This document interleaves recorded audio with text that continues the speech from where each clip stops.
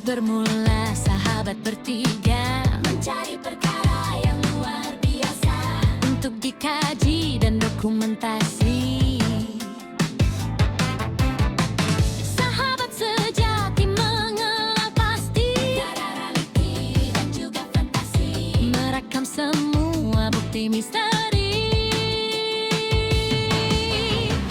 Toman 3, jiwa berani, toko Vira bersatu hati, kerjasama diberi dedikasi, mencurahkan bakti untuk Ibu Pertiwi.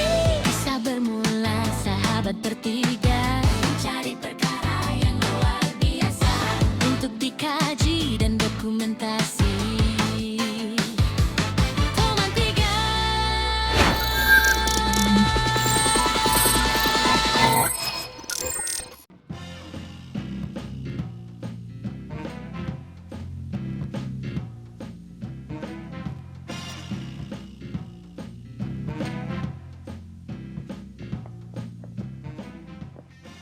Wah, amat cantik betul. Dah lama tak pergi sini.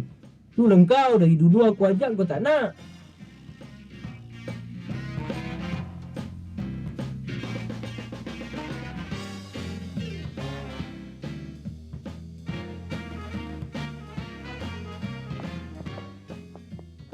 Kau tengok tu apa dia tulis? Kau pernah tengok ke? Aku tengah tengok lah ni. Menarik ni. Jangan-jangan kau tak faham kot. Apa pula? Aku baru mau tengok. Weh, korang mari sini, ada sesuatu yang bagus kat sini. Korang tengok ni. Buku ni menceritakan mengenai keris Laksmana Bentan yang membunuh Sultan Mahmud dulu masih menjadi buruan pencari harta karun. Sehingga ke hari ini masih belum dijumpai. Mengikut catatan dalam buku ni, keris tu disembunyikan oleh orang-orang istana di sebuah gua untuk mengelakkan ia menjadi azimat bagi tujuan tertentu untuk menjatuhkan sebuah kerajaan. Oh, itu Laksamana Bentan siapa ah?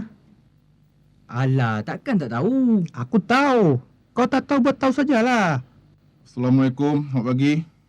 Waalaikumsalam. Selamat pagi. Kenapa kecoh-kecoh sangat ni? Tak pernah dengar mengenai cerita Laksamana Bentan ataupun cerita kerisnya yang tersimpan di sebuah gua? Saya Profesor Banso. Kamu ni Faizal bukan? Saya kenal bapak kamu.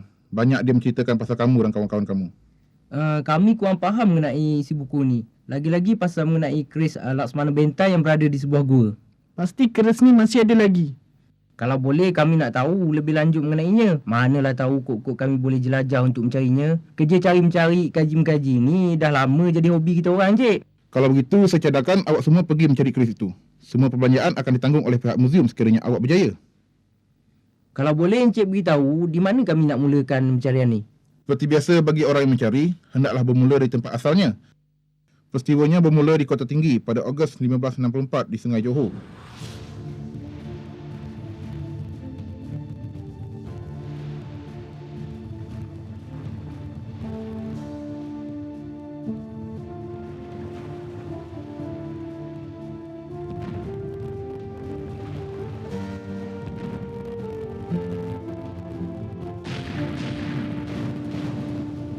Hoi, kamu semua yang berada di atas batu ni, jangan kamu gentar dan jangan kamu mundur. Kita serang musuh-musuh hujan ini habis-habisan. Hayo kita serang mereka. Hancurkan mereka semua. Ya.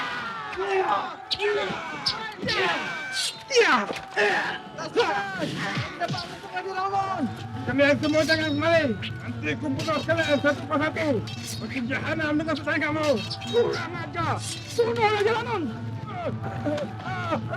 Sesudah tu, persembahkan kepalanya kepada Sultan. Selepas itu, Laksamana Bentan pun turun ke darat untuk menghadap Sultan. Tugas yang dititahkan oleh Sultan telah dilaksanakan dengan baik.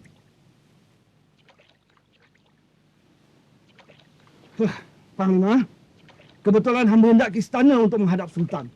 Marilah sama-sama menghabarkan kejayaan kami menghapuskan lanun di laut.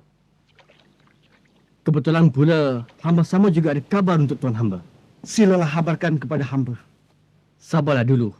Hamba harap tuan hamba terima kabar ini dengan tenang dan tabah. Kenapa, Panglima? Ia berkenaan dengan Dan Anum, isteri tuan hamba. Dia sudah meninggal dunia bersama anak tuan hamba. Maafkan hamba kerana menyampaikan berita ini. Tidak!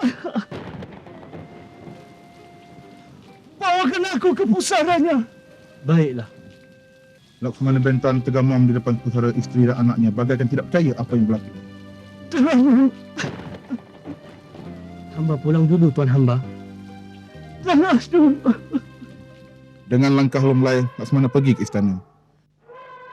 Sedang muna mandi, Laksmana Bentan terdengar suara seorang pekerja istana dengan isterinya. Kesian Dang Anum. Hanya kerana seulas nangka, Sultan sanggup membunuhnya.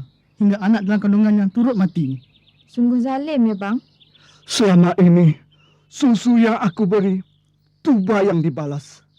Kalau benar kabar yang aku dengar ini menjadi saksi, tidak salahlah lagi bagi aku menuntut keadilan atas kezaliman yang telah dilakukan terhadap keluargaku.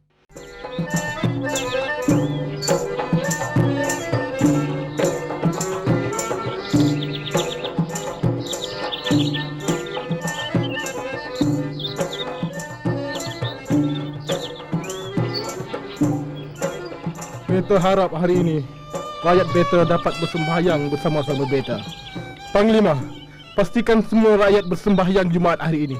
Baik, Tuanku. Bukankah itu Laksmana Bentan?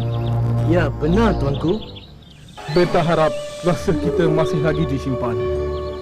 Begitulah kehendak Tuanku. Hutang darah dibayar darah. Hutang nyawa dibayar nyawa. Ya! Sultan adil, Sultan disembah. Sultan zalim, Sultan disanggah. Tikaman Laksmana itu menembusi perut santak ke hulu hati Sultan. Darah membasahi pakaian Baginda. Dengan susah payah, Baginda mencabut keris yang tersusuk itu. Dalam keadaan lemah, sempat Baginda melontarkan keris itu. Secara kebetulan pula, singgah di hujung ibu jari kaki Laksmana Bentan. Sebelum menghembuskan nafas terakhir, Sultan Mahmud melafazkan kata-kata. 7 keturunan Bentan tidak boleh menjejakkan kaki di bumi kota tinggi.